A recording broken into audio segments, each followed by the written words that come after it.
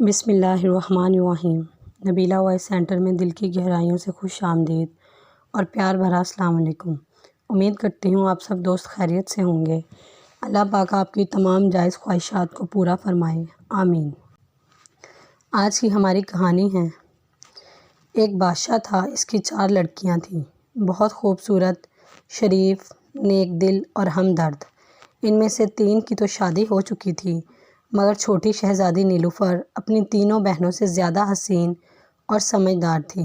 اس شہزادی کے سر کے بال سونے کے تھے، مگر اس وقت تک اس کی شادی صرف اس لیے نہیں ہوئی تھی کہ کوئی شہزادہ اس قدر حسین، دلربا، بہادر اور سمجھدار نہیں ملتا تھا۔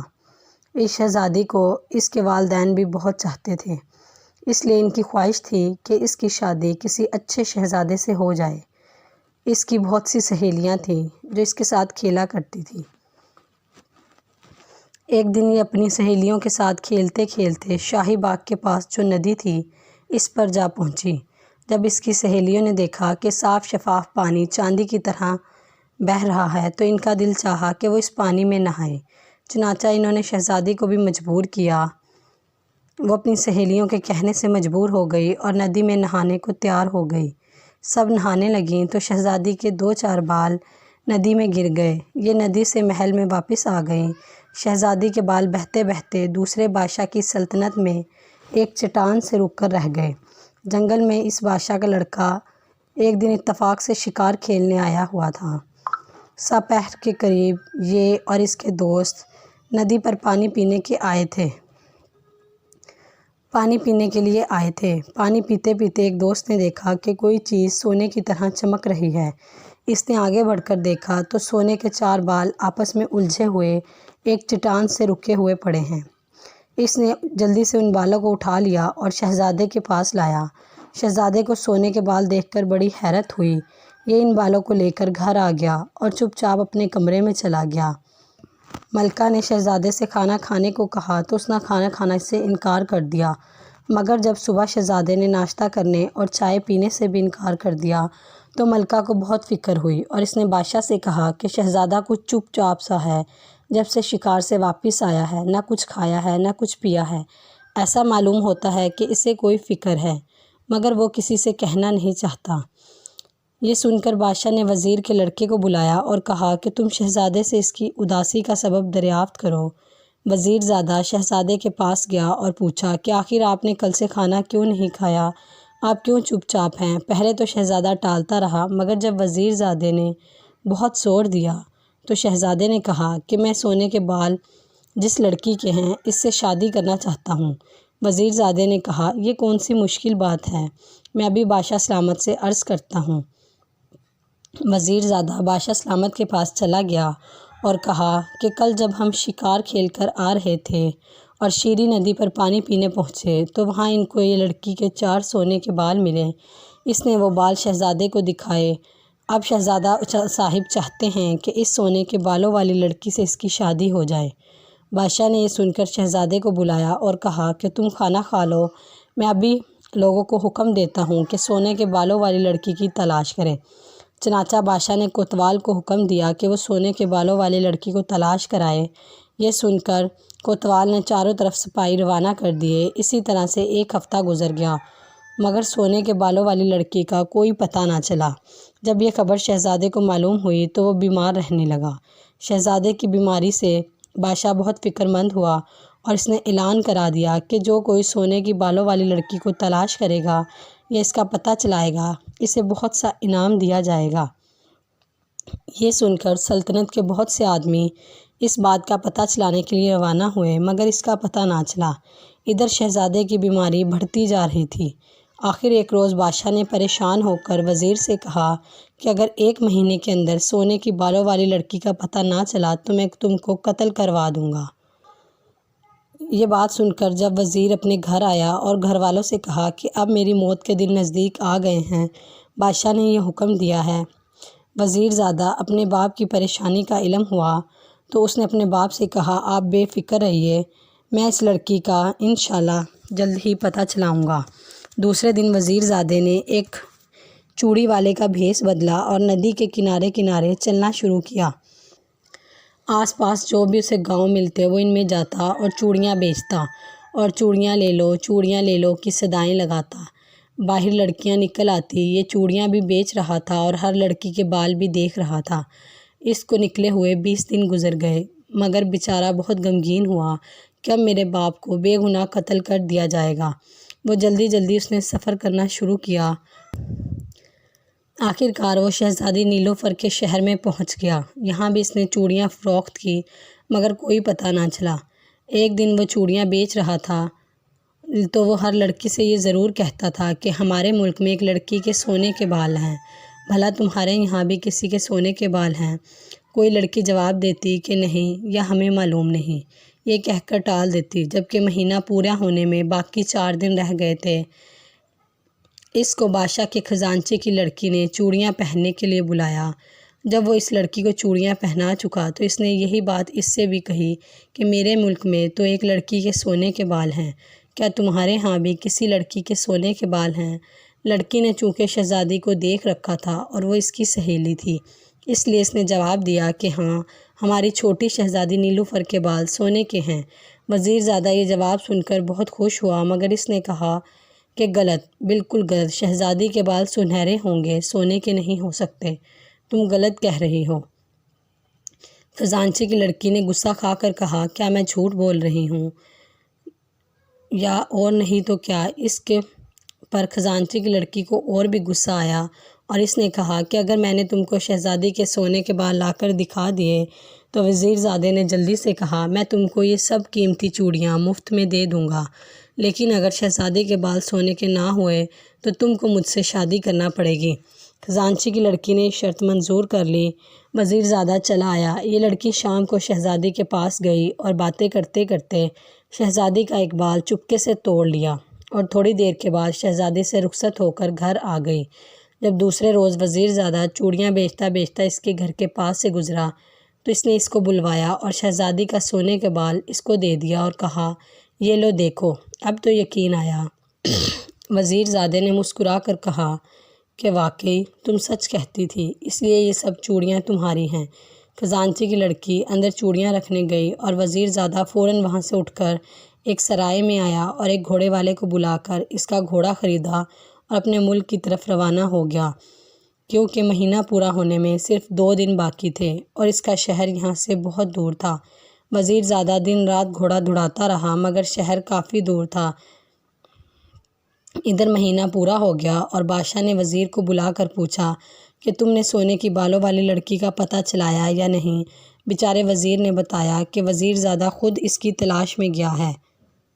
بادشاہ بہت پریشانی میں تھا۔ اس نے جواب دیا کہ مہینہ پورا ہو چکا ہے اور شہزادہ سخت بیمار ہے، اس کے بچنے کی امید نہیں ہے، اور تم نے اس 1 مہینے میں بھی اس کا پتہ نہیں چلایا، اس لیے اب میں تمہیں قتل کرا دوں گا۔ بیچارہ وزیر بہت رویا۔ سلطنت کے اراکین نے بھی بادشاہ کی خوشامد کی اور کہا کہ وزیر کی جان بخش دی جائے، مگر بادشاہ پر غصے کا بھوت چڑھا ہوا تھا، اس لیے بادشاہ نے کہا کہ ناممکن ہے۔ شام کو 4 بجے ایک بڑے میدان میں سب لوگ جمع ہوئے اور غریب وزیر کے ہاتھ پیر باندھ کر اس کو بٹھا دیا گیا۔ بادشاہ نے جلاد کو حکم دیا کہ وزیر کا سر اڑا دو۔ جلاد نے تلوار مارنے کے لیے اٹھائی ہی تھی کہ وزیر زادے کی آواز سنائی دی، رکو، میرے باپ کو قتل نہ کرو، میں نے سونے کے بالوں والی لڑکی کا پتہ چلا لیا ہے۔ جلاد رک گیا۔ وزیر کی رسیاں کھول دی گئی۔ وزیر زادہ بادشاہ کے پاس آیا اور کہا، یہاں سے دور ایک شہر ویجا نگر ہے، وہاں کی سب سے چھوٹی شہزادی نیلوفر کے بال سونے کے ہیں اور ابھی اس کی شادی بھی نہیں ہوئی۔ یہ سن کر بادشاہ بہت خوش ہوا اور وزیر زادے کو بہت سارا انعام روپیہ دیا۔ اسی وقت بادشاہ محل میں جا کر ملکہ کو یہ خوشخبری سنائی۔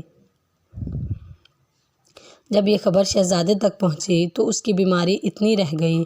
اس نے اسی وقت وزیر زادے کو اپنے پاس بلا کر شاباش دی اور کہا کہ تم اس کے بدلے میں کیا انعام چاہتے ہو؟ وزیر زادہ پہلے تو خاموش رہا، پھر جب شہزادے نے دوبارہ سوال دہرایا تو وزیر زادے نے کہا کہ میں اس ملک کے بادشاہ کی خزانچی کی لڑکی سے شادی کرنا چاہتا ہوں۔ اگر آپ کی شادی شہزادی نیلوفر سے ہو جائے تو آپ وہاں کے بادشاہ سلامت سے کہہ کر میری شادی اس لڑکی سے کروا دیجیے گا،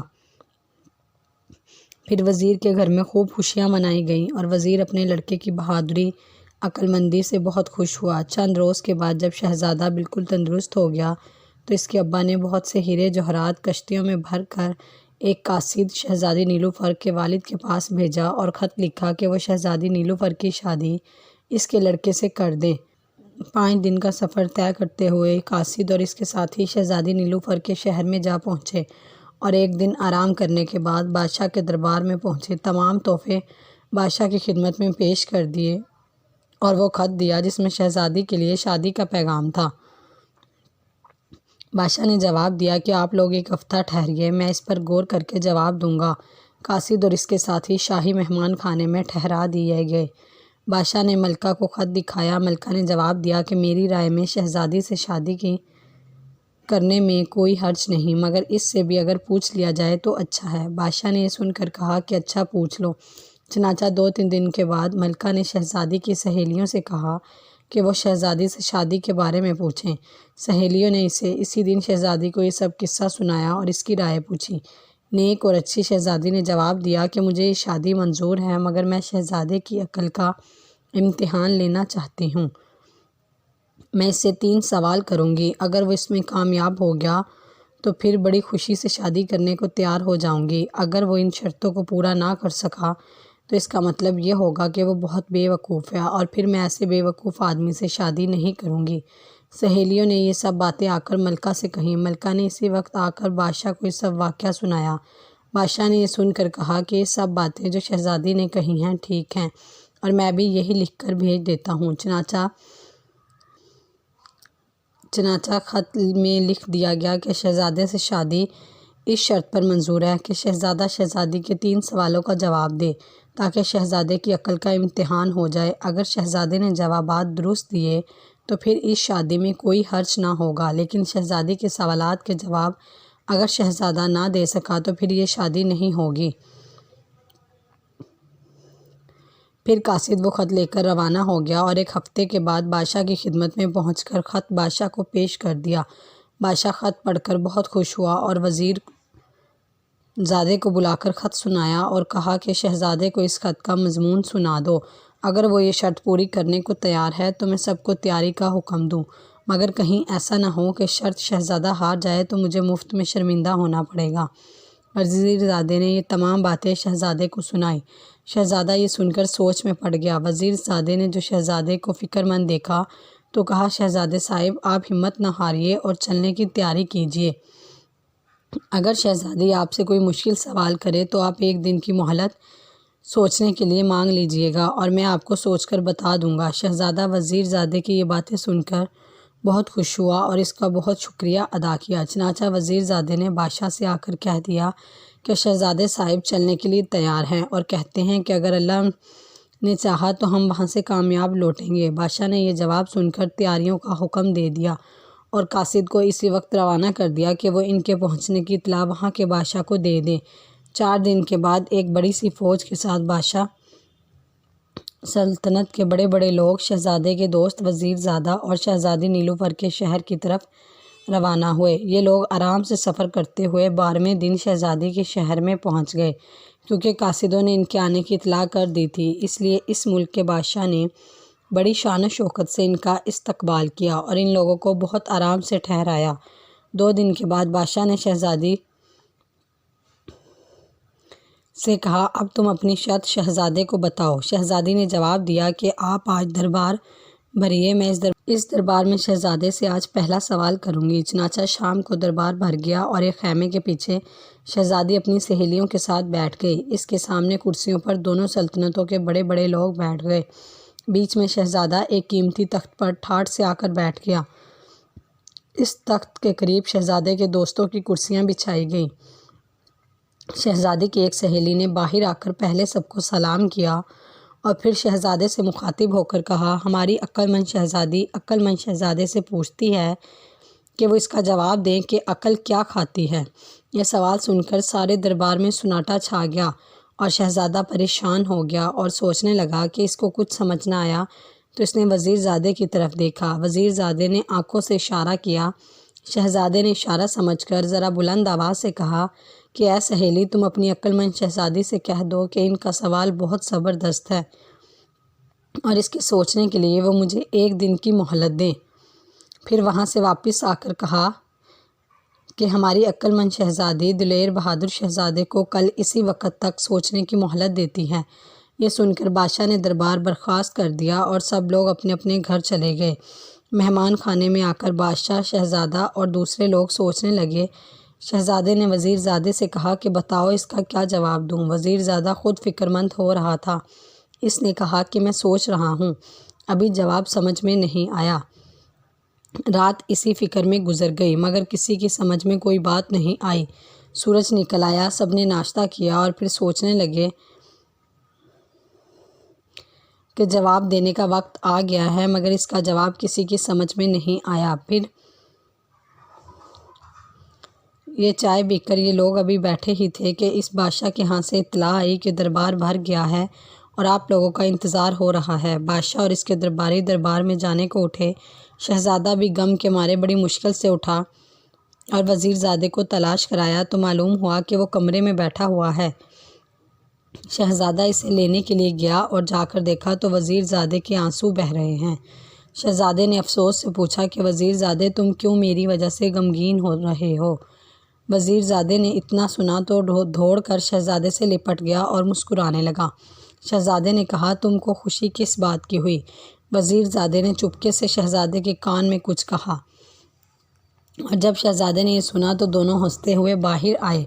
بادشاہ نے دیکھا تو سوال کیا کہ ارے ابھی تو تم لوگ غمگین تھے، اب ہنس رہے ہو، آخر کیا بات ہے؟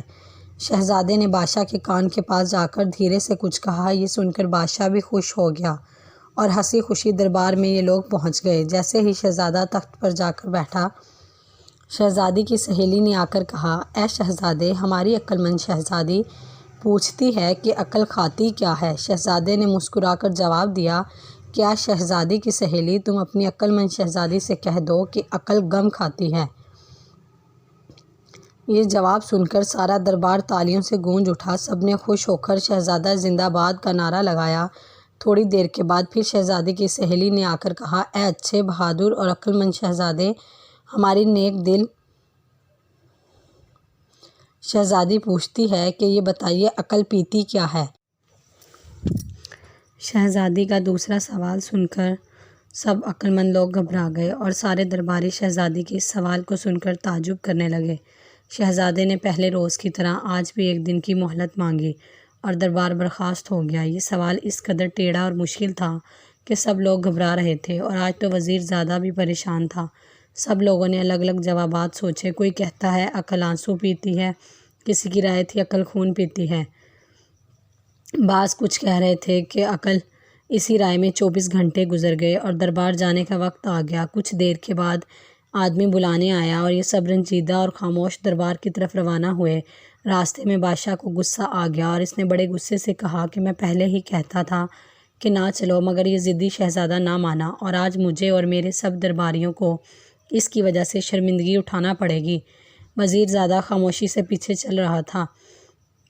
بادشاہ کو دیکھ کر ایک دم سے وہ زور سے ہنسنے لگا۔ بادشاہ نے اس کی گستاخی پر مڑ کر اس کی طرف دیکھا اور غصے سے کہا، تم کو شرم نہیں آتی کہ سب پریشان ہو رہے ہیں اور آج بھرے دربار میں ذلیل ہونا پڑے گا اور تم ہنس رہے ہو؟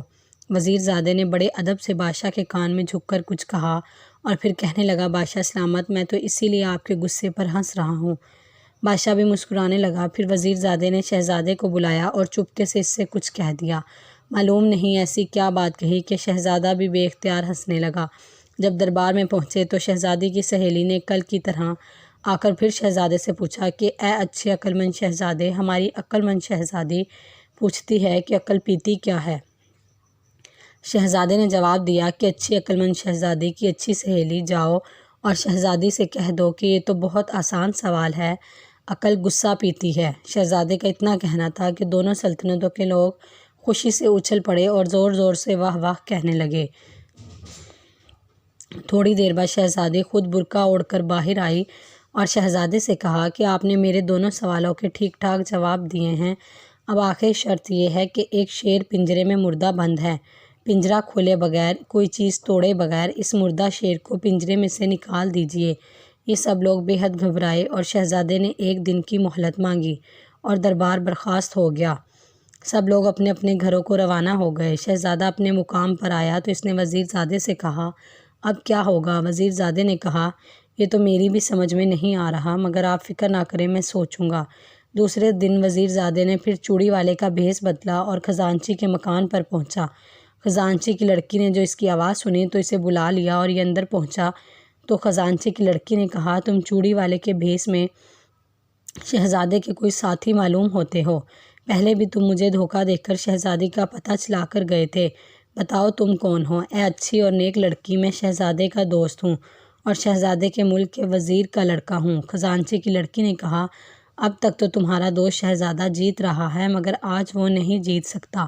خزانچی کی لڑکی کی یہ باتیں سن کر وزیر زادے نے روتے ہوئے جواب دیا کہ میں تم سے شادی کرنا چاہتا ہوں اور مجھ سے شہزادے نے وعدہ کیا تھا کہ روس کی شادی شہزادی سے ہو جائے گی تو وہ یہاں کے بادشاہ سے کہہ کر میری شادی تم سے کروا دے گا، مگر آج شہزادہ شرط ہار جائے گا اور اس کی شادی تمہاری شہزادی نیلوفر سے نہیں ہوگی۔ اس کا نتیجہ یہ ہوگا کہ میری شادی بھی تم سے نہیں ہو سکے گی، میں اس لیے رو رہا ہوں۔ خزانچی پہلے تو شرمائی، پھر کہا کہ تم مت رو، میں تم کو بتا ہی دیتی ہوں کہ یہ شیر کس طرح پنجرے کے اندر سے نکالا جا سکتا ہے۔ وزیر زادے نے ہنس کر کہا، بتاؤ۔ کہا، دراصل یہ اس پنجرے کے اندر اصلی شیر نہیں بلکہ ایک موم کا شیر بالکل اصلی شیر کی صورت کا بنا کر کھڑا کر دیا گیا ہے اور اس پر رنگ پھیر دیا گیا ہے۔ اگر لوہے کے گرم سلاخ جو آگ پر سرخ کر لی جائے اس شیر کے پیٹ میں گھونپ دی جائے تو اس کا پنجرے سے باہر آ جائے گا۔ اس طرح شہزادی کی شرط بھی پوری ہو جائے گی کہ بغیر پنجرہ کھولے شیر کو باہر نکال دیا جائے۔ وزیر زادے نے یہ سن کر خزانچی کی لڑکی کا بہت بہت شکریہ ادا کیا اور وہاں سے فوراً دوڑتا ہوا شہزادے کے پاس آیا اور پھر اس کو الگ لے جا کر یہ سارا قصہ سنا دیا۔ شہزادہ یہ سن کر بہت خوش ہوا اور اس نے فوراً جا کر بادشاہ کو اس کی اطلاع دی۔ بادشاہ نے وزیر زادے کی عقل مندی کی بڑی تعریف کی اور کہا کہ وہ خزانچی کی لڑکی سے اس کی شادی ضرور کروائے گا۔ شام کو یہ سب لوگ بڑے اطمینان سے دربار میں پہنچے اور شان سے جا کر اپنی اپنی جگہ پر بیٹھ گئے۔ تھوڑی دیر کے بعد شہزادی باہر آئی اور شہزادے سے کہا، شرط پوری کرنے کے لیے تیار ہیں یا واپس جانا چاہتے ہیں؟ شہزادے نے ہنس کر کہا، اے عقل مند شہزادی، میں اکیلا واپس نہیں جانا چاہتا بلکہ آپ کو بھی اپنے ساتھ لے جانا چاہتا ہوں اور آپ کی شرط کو پورا کرنے کے لیے تیار ہوں۔ یہ سن کر شہزادی نے حکم دیا کہ شیر کا پنجرہ لاؤ۔ تھوڑی دیر بعد شیر کا پنجرہ لایا گیا۔ اس پنجرے کے اندر ایک شیر بند تھا اور ایسا معلوم ہوتا تھا کہ سچ مچ کا کوئی زندہ شیر پنجرے کے اندر کھڑا ہے۔ کاریگروں نے اس شیر کو اتنے اچھے طریقے سے بنایا تھا کہ یہ پہچاننا مشکل تھا کہ یہ نقلی ہے یا اصلی۔ درباری بھی اسے دیکھ کر بہت حیران ہوئے کہ زندہ شیر کو آخر شہزادہ بغیر کھولے یا پنجرہ توڑے بغیر کس طرح باہر نکالے گا۔ پہلے تو شہزادے نے اٹھ کر پنجرے کو اچھی طرح دیکھا اور پھر شیر کو بڑی دیر تک دیکھتا رہا۔ پھر یکا یک حکم دیا، ایک لوہے کی بڑی سی سلاخ لائی جائے اور بہت سی آگ سلگائی جائے اور شہزادے کے حکم کی تعمیل کی گئی۔ جب سلاخ آ گئی اور آگ سلگائی گئی تو وہ شہزادے نے اس سلاخ کو آگ کے اندر رکھ دیا۔ سب لوگ شہزادے کی اس حرکت پر تعجب کرتے رہے اور ان کی سمجھ میں کچھ نہ آیا کہ شہزادہ کیا کر رہا ہے۔ جب 1 گھنٹہ گزر گیا اور لوہے کی سلاخ آگ کی طرح سرخ ہو گئی تو شہزادی نے سلاخ کو اٹھا کر شیر کے پنجرے کے اندر شیر کے پیٹ میں اس سلاخ کو گھونپ دیا۔ گرم لوہا جیسے ہی موم کے اندر گیا وہ فوراً پگھلنے لگا اور تھوڑی دیر میں سارا موم بہہ کر پنجرے سے باہر آ گیا۔ یہ سب دیکھ کر سب لوگوں نے خوب شور مچایا اور شہزادے نے شہزادی سے کہا، اے عقل مند شہزادی، میں نے بغیر پنجرہ کھولے یا توڑے اس شیر کو باہر نکال دیا ہے، بتائیے اب آپ کی کیا شرط ہے؟ شہزادی شرما کر یہ کہتے ہوئے اندر چلی گئی، اے عقل مند شہزادے، آپ سب شرطیں جیت گئے ہیں۔ پھر بڑی دھوم دھام سے شہزادی سے شہزادے کی شادی ہو گئی۔ شادی کے چوتھے دن شہزادے نے اس ملک کے بادشاہ سے کہا کہ وزیر زادے کی شادی اس ملک کی خزانچی کی لڑکی سے کروا دی جائے۔ اس شادی میں شہزادے اور بادشاہ نے خوب روپیہ پیسہ خرچ کر دیا اور شہزادے کی شادی سے زیادہ شاندار طریقے پر وزیر زادے کی شادی کی گئی۔ اس کے بعد شہزادہ، شہزادی نیلوفر، وزیر زادہ اور خزانچی کی لڑکی تمام درباریوں کو لے کر اپنے ملک میں واپس آ گئے۔ یہاں کئی روز تک شادی کی خوشی میں غریب محتاجوں کو خوب روپیہ پیسہ بانٹا گیا۔ کچھ دن کے بعد بادشاہ نے اپنی جگہ شہزادے کو بادشاہ بنا دیا اور شہزادے نے اپنے دوست وزیر زادے کو اپنا وزیر مقرر کیا اور وزیر زادے کے ابا کی پینشن مقرر کر دی، اور پھر یہ سب لوگ بڑے عیش و آرام سے رہنے لگے اور پھر لوگوں کی بھلائی کے لیے دن رات کام کرنے لگے۔ امید کرتی ہوں آج کی ویڈیو آپ کو پسند آئی ہو، تو ہماری ویڈیو کو لائک اور چینل کو سبسکرائب ضرور کر دیجیے گا۔ ملتے ہیں اگلی ویڈیو میں، تب تک کے لیے اللہ حافظ۔